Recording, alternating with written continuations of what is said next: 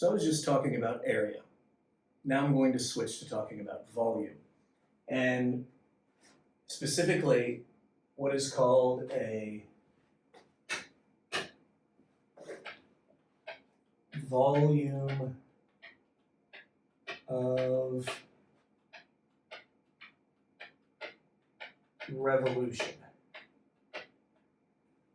And we're going to talk about what's called the disk method, because there are multiple methods for finding volumes of revolution and other 3D volumes using calculus. Okay, but first we've got to simplify what we're looking at a little bit. All right, so the function I have here is a parabola. It's frowning. It's 4x minus x squared. If we just wanted to find the area between this curve and the x-axis, we have a representative Riemann rectangle right here. This rectangle has a width of delta x, and it still has a height of f of x. But let's say instead of finding the area, we wanted to find the volume of the shape you get if you take this rectangle and spin it like a propeller blade, like a fan blade, around the x-axis. So if we spin this rectangle around the x-axis, this upper right corner is going to go around and make a big circle like that. Why does it look like a circle? Well, I'm trying to draw it coming out at the board at you. So I'm trying to give a little perspective here, and I'm not that great an artist, so apologies in advance. This upper corner on the right side, that other one was the upper left, will also come around, and the shape we'll get is a disk. And the disk can also be thought of as a very, very, very short cylinder. Okay? Here's where it helps to maybe remember some geometry.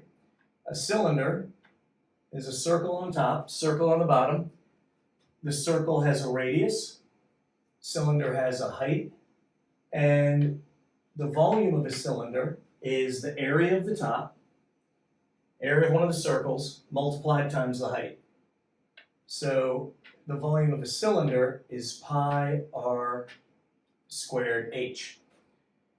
Okay, well, if we apply that to a cylinder formed by taking a Riemann rectangle between a curve and the x-axis and spinning it around the x-axis, then the volume of a single Riemann cylinder now, instead of a Riemann rectangle, is pi. Okay, so cylinders have a radius. All right, well, this cylinder's on its side, and its radius is going to be the distance from the x-axis until it hits the curve we're talking about. And, well, that's going to be from a height of 0 to a height of y equaling 4x minus x squared. Okay, so that's going to be our function squared. And the height of this cylinder is like its thickness.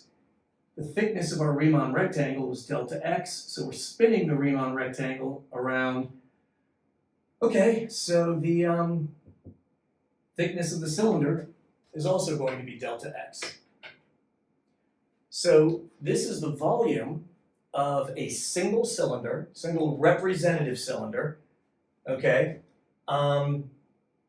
formed by spinning a rectangle around the x-axis. How big is the rectangle? Its width is delta x, its height is the height of whatever function we're using to form this volume in the first place, okay? Cool thing about integrals, they really don't care if you're adding up an infinite number of rectangles or if you're adding up an infinite number of infinitely thin cylinders. If you can represent it as a single function, even a single function squared, times a delta x, you can use the same integration rules you have been using all along. So we don't want to find the volume of this one cylinder. We definitely don't want to find the volume of dozens of these cylinders separately and add them up. We want an integral that will add up an infinite number of these cylinders. Okay, now let's say you don't like my artwork here, by the way. No worries. This one's drawn a little bit better. Might be a little easier here to see that the thickness of the cylinder is delta x. The radius is f of x. And if we add up an infinite number of these things, we will get a volume of pi. Let's see, it was pi r squared h, or pi function squared delta x. In this specific case, our final answer we're going to want is pi times the integral from 0 to 4. The area we're talking about goes from 0 to 4 on the x-axis. By the way, if you're not given a clearly labeled illustration, if you're just given the function, you may have to draw upon some prior knowledge of Algebra 1 or Algebra 2 and figure out what area is bound by this parabola on the x-axis. Where are the x-intercepts? We can review some of that in class. Okay, pi r squared, our radius is the height of the function, so that's 4x minus x squared squared. And just like with the Riemann rectangles, their base, their delta x, becomes a dx in this case. Okay? For more complicated integrals, sometimes the College Board will simply ask you to set up an integral but not solve it. This one is not that complicated. This is one they would probably want you to actually work out. I don't see a good u substitution setup here at all. So I'm going to expand this, do some foiling. 4x minus x squared times itself should give me 16x squared. That'll be minus 8x cubed plus x to the 4th dx. Can't forget to keep bringing my pi along for the ride. And now I anti-derive each term. 16x cubed over 3 minus 8x to the 4th over 4. Realize that can be simplified in a moment. X to the 5th over 5 from 0 to 4. Good news. Anti-deriving a polynomial leaves me with x's in every term. I won't have to worry about the 0. Please keep in mind when we go back to trigonometry and exponential growth and decay, etc., plugging in a 0 will not always make all your terms disappear. But in this case, we got lucky. So this is going to be pi times 16 times 4 cubed over 3 minus 2, 8 divided by 4, times 4 to the 4th plus 4 to the 5th over 5. And you know what? I may have misspoken earlier. This is actually a little bit beyond what the College Board would probably ask you to do, at least without a calculator. And they might even just ask you to set this one up if you're lucky. Some of you may still be having trouble picturing exactly what this looks like. And that's okay. You don't necessarily have to. It helps to be able to visualize one disk. But if you want to know what you just found the volume of, well, this illustration may help a little bit. This was an effort of mine in Desmos to try and show you what all of the disks together, not an infinite number, but a large number, might look like. But if you're still having trouble picturing what shape you get by taking a representative rectangle, which you can't even see on that thing, and spinning it around the x-axis, this may help. Let's see.